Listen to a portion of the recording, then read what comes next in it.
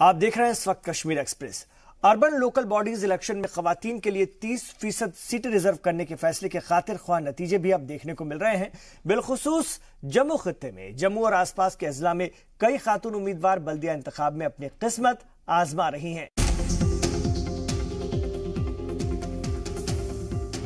ये प्रीति खजूरिया हैं, तालीम याफ्ता और देश दुनिया की हर हलचलों से बाखबर, लेकिन आम हिंदुस्तानी खातून की तरह अपनी घरेलू जिम्मेदारियों से घिरी हुई। अब उन्हें एक मौका मिला है कुछ नया करने का, अपनी सलाहियतों को दूसरे शोबों में इस्तेमाल करने का। प्रीति उधमपुर म्यूनिसिपल काउंसिल के तहत आने वाले वार्ड नंबर 1 से उम्मीदवार हैं। उधमपुर से प्रीति अकेली खातून उम्मीदवार नहीं हैं। ये सुलक्षणा मंगोत्रा हैं, वार्ड नंबर 5 से अपनी किस्मत आजमा रही हैं। प्रीति और सुलक्षणा जैसी कई उम्मीदवार इस दफा बल्दिया इंतखाब में अपनी किस्मत आजमा रही हैं, और ये सब मुमकिन हुआ है हुकूमत के उस फैसले की वजह से जिसमें ख्वातीन के लिए अर्बन लोकल बॉडीज इलेक्शन में 30% सीटें रिजर्व की गई हैं। अब इनके सामने नई दुनिया है, नए मौके हैं। इन्हें यकीन है कि सियासी फील्ड में भी वो अहम रोल अदा कर सकती हैं। जम्मू कश्मीर में जो अब इस बार वुमेन्स के लिए जो इतनी बड़ी रिजर्वेशन हुई है, इसके लिए तो मुझे लगता है कि बहुत ज़्यादा चेंज आएगा, क्योंकि जम्मू कश्मीर में पहले एज अ पॉलिटिकल कैरियर में कोई भी लेडीज़ बहुत कम पार्टिसिपेट करती थी। पता नहीं क्यों, ऐसा क्या रीज़न था, या शायद घर वाले बाहर नहीं आने थे, या फिर पॉलिटिक्स में उनके लिए कोई रिजर्वेशन नहीं थी। बट इस बार हाँ, अगर लेडीज़ ने पार्टिसिपेट कर रही हैं, 30% लेडीज़ पार्टिसिपेट कर रही हैं, तो एक चेंज तो आएगा ही। ये मुझे इस बार बहुत अच्छा लगा कि जो वुमेन को मौका मिला है आगे वार्ड इलेक्शन के लिए खड़े होने के लिए। इससे वुमेन जो एम्पावरमेंट की सिर्फ बात ही की जाती है, तो इस तरह से वुमेन को भी सोसाइटी में पार्ट प्ले करने का अच्छा मौका मिलेगा, और उनकी भी इम्पोर्टेंस का लोगों को सोसाइटी में पता चला कि वो भी क्या कर सकती हैं। मुल्क की दूसरी रियासतों की तरह इस दफा जम्मू कश्मीर में भी ख्वातीन के लिए नशिस्तें मखसूस कर दी गई हैं, बस थोड़ा फर्क के साथ। 33% के बजाय रियासती जम्मू कश्मीर में 30% सीटें ख्वातीन के लिए मुख्तस की गई हैं। खातून तो इस फैसले से खुश हैं ही, मर्दों ने भी इसकी हिमायत की है। दोनों का मानना है कि क़यादत, तवज्जो और हमदर्दी औरत की फितरत का अहम हिस्सा होता है। औरतों के लिए कोटा फिक्स किया गया है ये इलेक्शन के लिए, तो ये बहुत ही बड़ी बात है, बहुत ज्यादा तरक्की होने वाली है, और मैं इसके लिए बहुत खुश हूँ। आपको लगता है खासतौर पर जब महिलाओं की बात की जाती है, तो जब वो अपने परिवार को संजो के और जोड़ के रखती हैं, तो जब नेचुरली इस फील्ड में जब वो आएंगी, तो देश को भी वो अपने साथ बांध के और अपने साथ अच्छे तरीके से चलाने की कोशिश करेंगी, और एक देश को जिस तरीके से वो अपने परिवार को खूबसूरत बना के रखते हैं, और देश को भी खूबसूरत बनाने में उनका बड़ा योगदान। जिला इंतजामिया और इलेक्शन कमीशन भी इस सिमत में काफी मेहनत कर रहा है। ख्वातीन में बेदारी पैदा करने के लिए कमीशन की जानिब से मुख्तलिफ प्रोग्राम का इनेकाद किया जा रहा है, और अभी जैसे जैसे आगे आगे काम चलेगा, हम भी अपने अवेयरनेस जो है प्रोग्राम से इनको थोड़ा और बढ़ाएंगे, ताकि जो लेडीज़ के अंदर जो खुशी है या उसमें पार्टिसिपेट करने का जो जज्बा है, तो वो और ज़्यादा इसमें मतलब खुशी से अपनी पार्टिसिपेट कर पाएँ इस चीज़ को लेकर। सियासी अमल में ख्वातीन की शिरकत एक हौसला अफजा अलामत है। जाहिर है पंचायत और म्यूनिसिपल इलेक्शन ही इसकी पहली सीढ़ी है। मौजूदा बल्दिया इलेक्शन इस लिहाज से एक अहम पेशरफ्त है। वाज़ेह हो कि सिर्फ जम्मू में ही 141 खातून उम्मीदवारों ने पर्चा भरा है। इसी तरह भदरवा जैसे छोटे इलाके में 15 खातून उम्मीदवार मैदान में हैं। ब्यूरो रिपोर्ट, जी सलाम। इधर सोपोर म्युनिसिपल कमेटी में इस दफा सह फरीकी मुकाबला होने की उम्मीद है। बीजेपी और कांग्रेस को यहां पर इनकलाब महाज पार्टी के उम्मीदवारों से भी मुकाबला करना होगा। पार्टी के रियासती सदर सैयद अयूब का कहना है कि उनकी पार्टी के दीगर उम्मीदवार भी जीत हासिल करने में बाशमूल कामयाब होंगे, और बीजेपी ने भी यहां पुरजोर कोशिश जारी रखी है। सोपोर से बीजेपी के 21 उम्मीदवार मैदान में हैं। बीजेपी का दावा है कि सभी सीटों पर उसे कामयाबी हासिल होगी। तो यहाँ पर आज हमारी स्क्रूटनी चल रही है। हमारे यहाँ 9 फॉर्म्स हमने लिए हैं, और 5 वार्ड्स पर हमारे अनकंटेस्टेड है की हमारे यहाँ इलेक्शन होगी। वार्ड नंबर 3 और 4 की यहाँ इलेक्शन होगी। बाकी स्क्रूटनी आज चल रही है, हम पेपर्स को देख रहे हैं। जब फीमेल्स मतलब कितने उठे हैं, फीमेल्स 2 वार्ड पे हैं, 1 नंबर और 4 नंबर पर। और है वहाँ एक पर अनकंटेस्टेड है, 1 पर बीजेपी का कैंडिडेट वहाँ से जीता है, तो वार्ड नंबर 4 पर कंटेस्ट है। लोगों को बहुत सारों मुश्किलों का सामना करना पड़ता था, लोगों की जो डिमांड्स होती थी कोई सुनने वाला नहीं था, इसलिए लोगों के इशारे पर मैंने इसमें इस इलेक्शन में हिस्सा लिया ताकि लोगों को सहूलियत पहुंचेगी, लोगों को आराम पहुंचेगा। एज सोशल वर्कर लोगों की मैं खदमत के लिए मैदान में आया हूं। इधर डीजीपी दिलबाग सिंह ने कहा है कि बल्दिया और पंचायत इंतखाबात के लिए तमाम तैयारियां मुकम्मल हो चुकी हैं। बांदीपोरा में हिफाजती इंतजाम का जायजा लेने के बाद साफियों से बात करते हुए उन्होंने कहा कि रियासती पुलिस और नीम फौजी दस्ते बेहतर कोऑर्डिनेशन से काम कर रहे हैं। उन्होंने शरपसंद अनासर को मुतनब्बे करते हुए कहा कि इंतखाबी अमल में रखना डालने वालों के खिलाफ सख्त कार्रवाई की जाएगी। डीजीपी के हमरा आईजीपी कश्मीर, एसएसपी और डीडीसी भी मौजूद थे।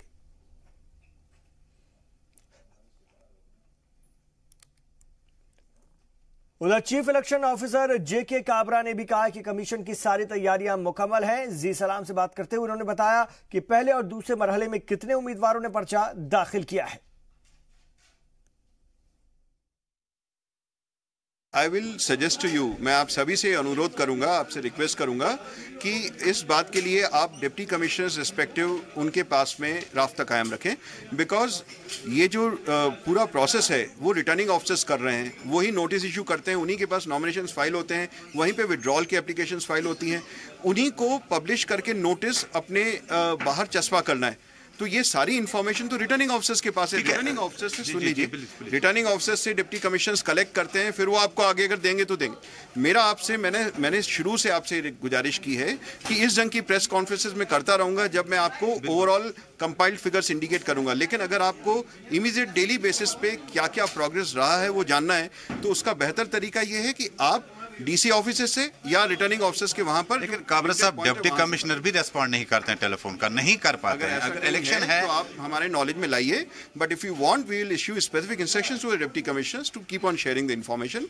Please realise that in this process the DCs also are a collection point. It is the returning officers who are the persons who are doing everything. तो म्युनिसिपल कॉर्पोरेशन श्रीनगर की हम बात करें तो कितना अभी तक जो उम्मीदवार वगैरह पता है?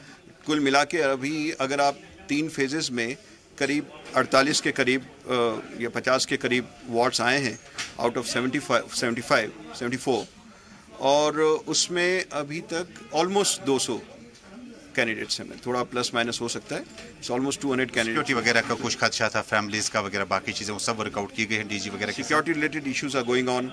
आप जानते ही हैं कि सिक्योर एकोमोडेशन भी अरेंज वगैरह की गई है कैंडिडेट्स के लिए।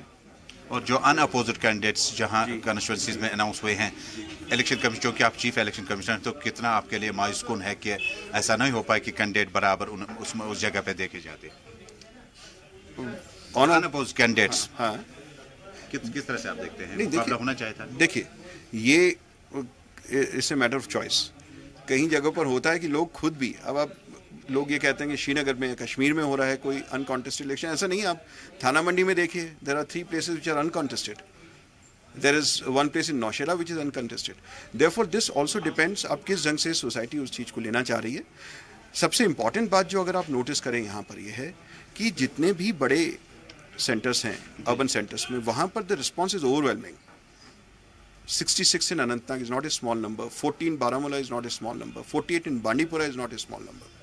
These are numbers which indicate, ये numbers show करते हैं that people want to participate. After all, एक बात को समझने की कोशिश करेंगे, local elections हैं. They are not assembly, parliament or anything. They are local elections, local resources and local decision making. तो ये तो अपनी destiny अपने हाथ में लेने की बात है। बहुत बहुत शुक्रिया, थैंक यू। इधर 35A के हवाले से बल्दिया और पंचायत इंतखाब का बायकॉट करने वाली पीडीपी और नेशनल कॉन्फ्रेंस के इत्तेहाद की चर्चा जोर पकड़ती जा रही है। साबिक वजीर खजाना और पीडीपी के सीनियर लीडर अल्ताफ बुखारी के एक बयान ने इस बहस को पब्लिक डोमेन में लेकर आया है। उन्होंने कहा कि 35A की हिफाजत और नई हुकूमत की तश्कील के लिए एनसी और पीडीपी को इत्तेहाद कर लेना चाहिए। हालांकि उन्होंने वाज़ेह किया कि यह उनकी जाती राय है। नेशनल कॉन्फ्रेंस के एमएलए मियां अल्ताफ ने साबिक वजीर के इस मौक़िफ़ की हिमायत की है।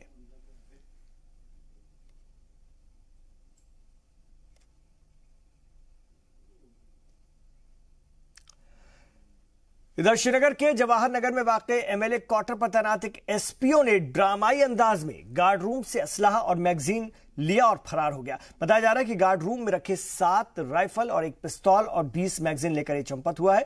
पुलिस जराये के मुताबिक आदिल बशीर नामी एसपीओ शोपियान के एमएलए एजाज अहमद मीर की सरकारी रिहायशगाह पर ड्यूटी अंजाम दे रहा था। वाक़े की इत्तला मिलते ही पुलिस ने अलर्ट जारी करते हुए शहर से बाहर जाने वाले तमाम रास्तों पर नाकेबंदी कर दी और उसकी तलाश जारी है। एसपीओ के मुतालिक इत्तला फराहम करने वाले को 2 लाख रुपए का इनाम देने का भी ऐलान कर दिया गया है। खबरों के मुताबिक आदिल काफी दिनों से एजाज मीर के यहां तैनात था और वो बावर्ची के तौर पर भी काम करता था। और इस वक्त हमारे रिपोर्टर और Kashmir bureau chief Syed Tajammul phone line पर हमारे साथ हैं श्रीनगर से। जानना चाहेंगे आपसे इस पूरे मामले के बारे में क्या कार्रवाई चल रही है और क्या बता रहे हैं। अगर हम बात करते हैं इस शख्स के बारे में जो कि हथियार लेकर फरार हुआ है, क्या बताया जा रहा है, जबकि काफी बरसों से यहाँ काम कर रहा था। देखिए इमरान, थोड़ा सा आपको इसके माजी के बारे में ले चलूं कि ये जो एसपीओ है आदिल बशीर, इसका ताल्लुक ज़ैनबपोरा शोपियान से है, जो कि इंतहाई गर्म रहा और काफी ज्यादा एनकाउंटर्स इस इलाके में हुए। सिर्फ मार्च 2017 में ही लोग नौकरी पे लगा था और जब पीडीपी बीजेपी की सरकार थी तो ये मामला रियासती असेंबली में भी उठा था कि क्यों कर जम्मू कश्मीर बैंक और जम्मू कश्मीर पुलिस में ये सरकार जो है बेतहाशा भर्तियां करती है, ना ही वेरिफिकेशन सही होती है, ना ही शख्स का मिजाज देखा जाता है और ना ही मुख्तलिफ जावियों का इस्तेमाल किया जाता है। और बहुत ज्यादा लड़के जो साउथ के थे उन्हें एसपीओ की नौकरी फराहम की गई, जिसके लिए न कोई रूल, न कोई सर्विस रूल और न ही कोई भर्ती का बाज़ाब्ता तौर अमल पूरा किया गया।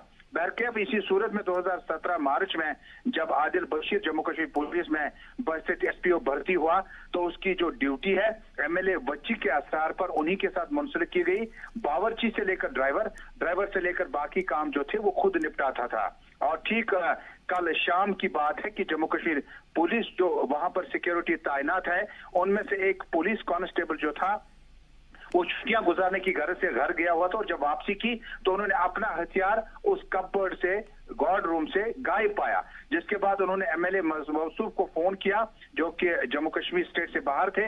उन्हें बताया कि उनका हथियार वहां पे मौजूद नहीं है, जिसके बाद राजबाग पुलिस स्टेशन में फौरी तौर पर अर्जी डाली गई और फौरी तौर पर एक खुसूसी टीम जो जम्मू कश्मीर पुलिस की है एमएलए वच्ची के उस घर पे पहुंच गए, जो कि सरकारी क्वार्टर नंबर 11 है जवाहर नगर श्रीनगर में।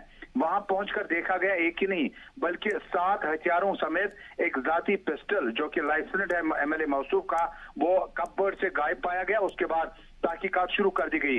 जम्मू कश्मीर पुलिस इसे मुख्तलिफ जावियों से देखती है कि आदिल बशीर कल शाम ही इतने सारे हथियार लेकर फरार हुआ था या ये कुछ दिनों का मामला था कि हथियार एक एक करके यहाँ से चुराए गए। उसके बाद जम्मू कश्मीर पुलिस ने फौरी तौर पर फोटो डलवा दिए सोशल मीडिया और टेलीविजन चैनलों पर और आदिल बशीर के बारे में 2 लाख रुपया नकदी इनाम का भी ऐलान किया। रियासती पुलिस के चीफ दिलबाग सिंह ने आज ऐलान किया कि मज़कूरा एसपीओ आदिल बशीर का न सिर्फ सरहद के इस तरफ, सरहद के उस तरफ भी मिलिटेंटों के साथ और उनके लीडरों के साथ राब्ते थे, जो कि टेलीफोन कॉल्स और मुख्तलिफ वेरिफिकेशन से साबित हुआ। इधर ये भी रिपोर्ट है कि जम्मू कश्मीर पुलिस बहुत जल्द एमएलए वच्ची एजाज अहमद मीर को भी तलब कर सकती है। कौमी तहकीकाती ब्यूरो भी उससे पूछताछ कर सकती है कि इस शख्स के बारे में, बिहेवियर के बारे में। बिल्कुल, एमएलए साहब का भी इस बारे में कोई मौक़िफ़ सामने आया, कोई बयान आया है? इमरान, मैंने कल भी राब्ता कायम किया एजाज अहमद मीर से, जो कह रहे थे कि वो जहनी तौर पर बड़े परेशान है और कोई भी फिलहाल बात जरा इब्लाग से नहीं करना चाहते हैं, लेकिन दबे होंठों से उन्होंने कहा कि जो गरीब, कमसिन, लाचार, यतीम बच्चे जिन्हें बड़ी मुश्किल से माली कफालत घरों में हुआ करती थी, उन्हें जम्मू कश्मीर पुलिस में भर्ती करके एसपीओ की नौकरी देने के बाद अगर इस तरह का रद्दमल होता है तो इंसानियत पर विश्वास उठ सकता है। उन्होंने कहा कि जम्मू कश्मीर के मुख्तलिफ इलाकों में जैसे आदिल बशीर जैसा वाकया पेश आया, उन्होंने किसी तरह भी ख्वाब में भी ये नहीं सोचा था कि इसका रद्दमल इस तरह से मिलता है। कुल मिलाकर इमरान देखें तो जम्मू कश्मीर पुलिस ने आज J11 जवाहर नगर में सिक्योरिटी ड्राइवर बावर्ची उन्हें वहां से तब्दील करके नया डिप्लोमेट वहां पर भेज दिया और उन्होंने आज वहां पर उस कोठी को सील किया ताकि फुटप्रिंट हासिल करने के बाद आदिल बशीर के बारे में मजीद जाना जा सके किन लोगों का पार्टी वर्करों के अलावा यहाँ आना जाना लगा रहा था। शुक्रिया आपका इस जानकारी के लिए सैयद तजम्मुल श्रीनगर से।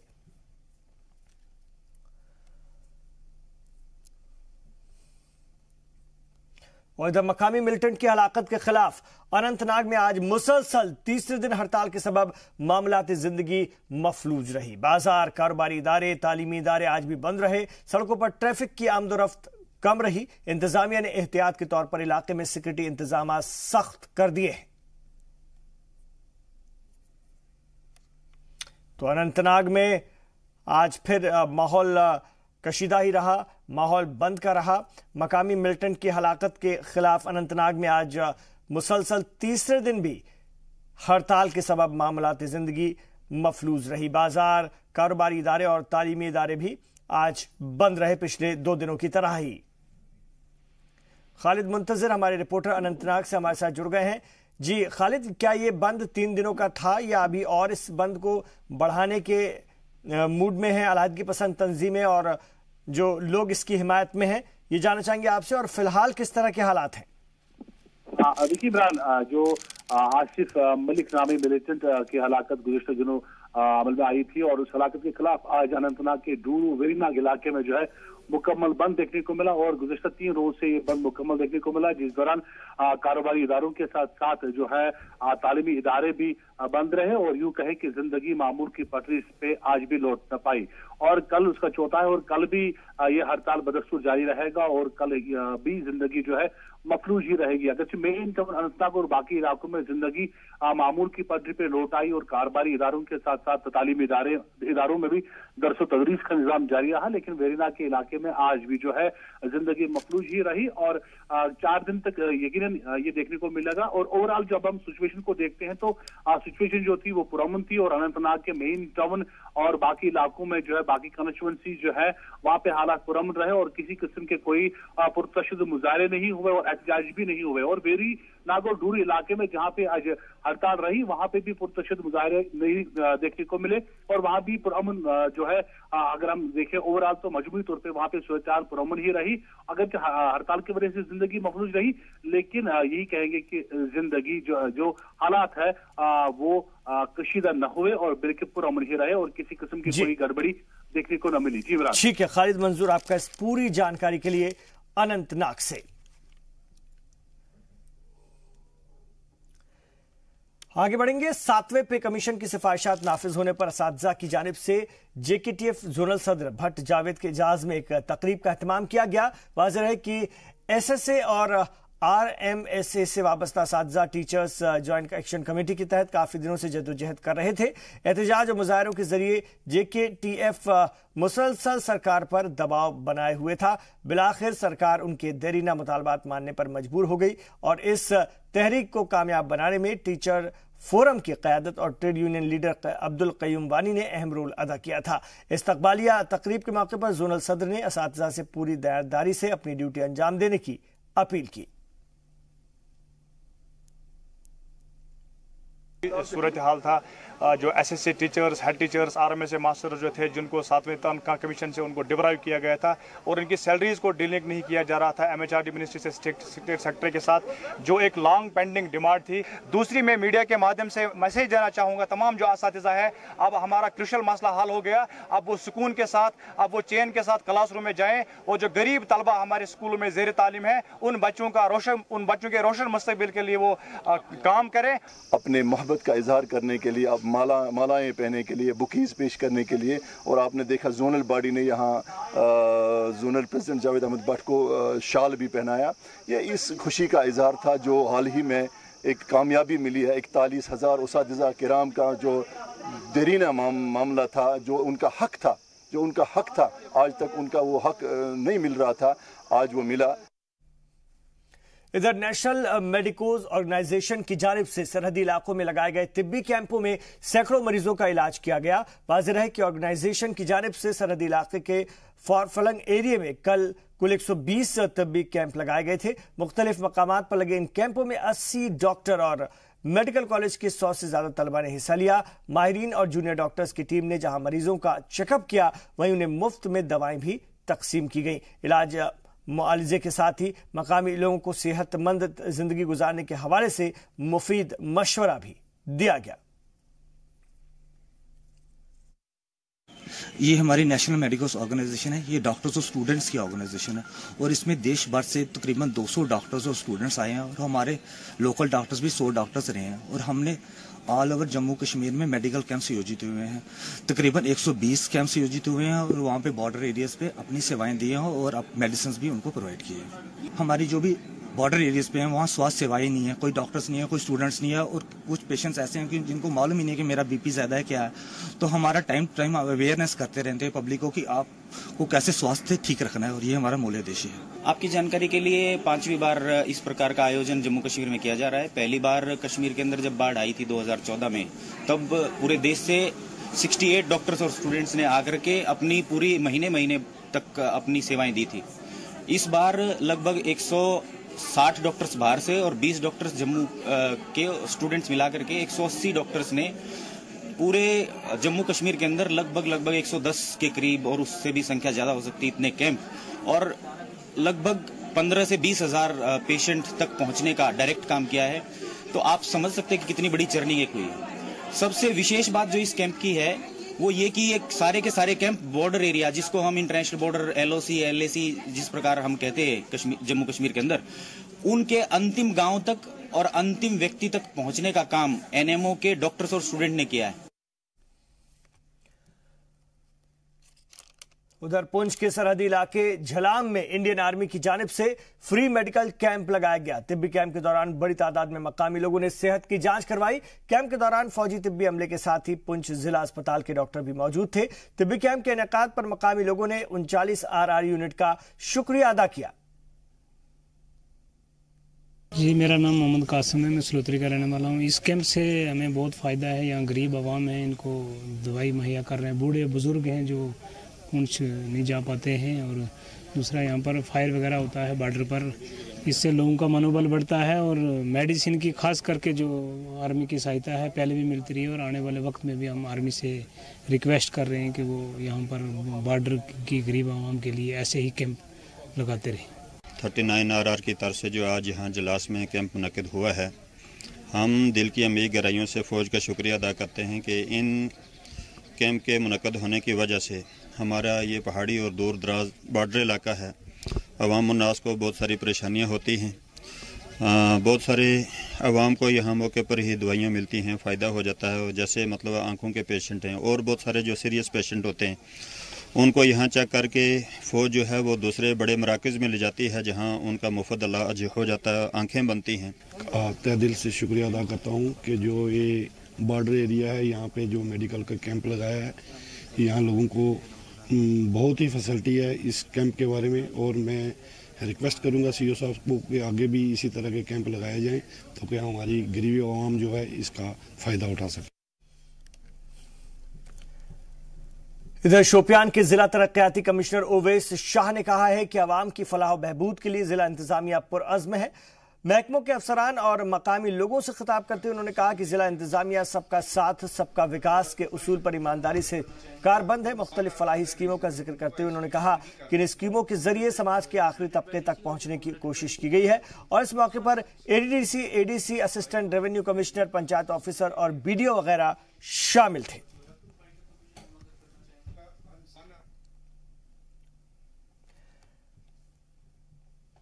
कम उम्र में नौजवानों को होने वाले इमराज पर चर्चा करने के लिए जम्मू में 2 रोजा बैनुल-अक़वामी सतह का एक कॉन्फ्रेंस का इनेकाद किया गया। रिसेंट एडवांस इन पेन के मौजू पर मुनक्किद कॉन्फ्रेंस में अमेरिका, ऑस्ट्रेलिया, बांग्लादेश और UAE के डॉक्टर्स ने शिरकत की। नौजवान नस्ल में होने वाले मुख्तलिफ अमराज पर तशवीश का इजहार करते हुए डॉक्टर्स ने बताया कि इस ज़िम्न में लगातार तहकीक हो रही है। इन इमराज पर रोशनी डालते हुए डॉक्टर्स ने उन आलात की भी निशानदेही की जिनके इस्तेमाल से इन इमराज से बचाया जा सकता है।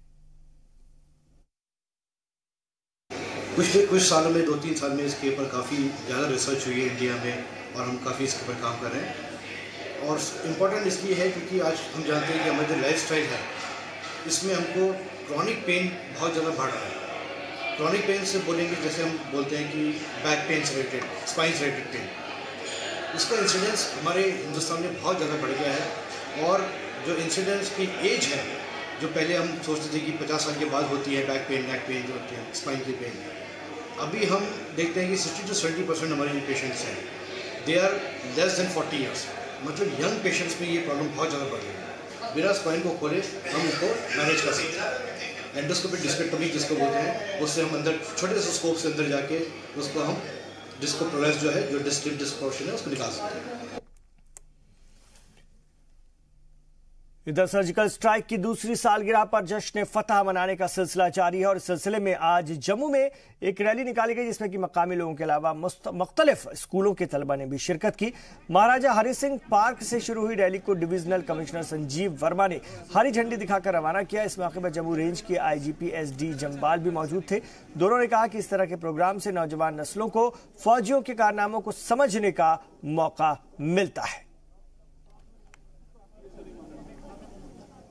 उसी सिलसिले में आज ये रैली निकाली गई है हमारे जम्मू शहर में और इसका मकसद यही है कि अपने नौजवानों में और हौसला पैदा करना, देशभक्ति की जो एक भावना है उसको हम और प्रकट करें, मजबूत करें और ये हमें डिस्प्ले करना चाहिए कि हमारे इरादे बड़े मजबूत हैं और जो हमारे जवान हैं फौज के, पैरामिलिट्री फोर्सेस के, पुलिस के, उनको एक हौसला देना, आश्वासन देना कि पूरा मुल्क जो है, पूरी सोसाइटी जो है, समाज जो उनके साथ खड़ा है और हमें अपने देश पे करना है। इसका जो 2 साल पहले जो भारतीय सेना ने पाकिस्तान के अंदर घुस के सर्जिकल स्ट्राइक की थी, उसकी एनिवर्सरी है, उसको याद को ताज़ा किया जा रहा है और हमारी जो स्ट्रेंथ है उसको रीइंफोर्स करने का एक कार्यक्रम है। इधर जम्मू की दीपशिखा ने शहर और रियासत का नाम रोशन करते हुए मिस इंडिया मल्टीनेशनल का ताज हासिल कर लिया। मॉडलिंग को अपना करियर बना चुकी दीपशिखा को यह एजाज गुज़िश्ता दिनों दिल्ली में मुनक्किद मिस इंडिया मल्टीनेशनल में मिला था। इस मुकाबले में जम्मू कश्मीर की नुमाइंदगी करने वाली दीपशिखा ने कहा कि इस फील्ड में कामयाबी हासिल करने के लिए वो सख्त मेहनत कर रही हैं। बहुत सारा इमेंस हार्डवर्क होता है कुछ भी बनने के लिए जिंदगी में। तो मैं भी उनमें से एक लड़की हूँ जिसको अपने प्रोफेशन, मैं एक इंजीनियर हूँ बाय प्रोफेशन, तो अपने इंजीनियरिंग के साथ साथ, पढ़ाई के साथ साथ, जॉब के साथ साथ मुझे एक अलग फील्ड के लिए मेहनत करनी पड़ी। मैं फेमिना मिस इंडिया से ये शुरू हुआ था और वहाँ से मुझे बहुत सारी मेहनत करनी पड़ी अपने काम और इस चीज़ को साथ में जगल करने के लिए। तो दिन रात बहुत सारे दिनों और बहुत सारी रातों को घल कर मैंने मेहनत की है, खून पसीना बहाया है। सिर्फ फिजिकली ही नहीं, मेंटली खुद को प्रिपेयर करना, एक प्लेटफॉर्म पे जाकर बात करना, उस चीज़ के लिए बहुत सारी मेहनत है और बहुत सारे लोगों का सपोर्ट है।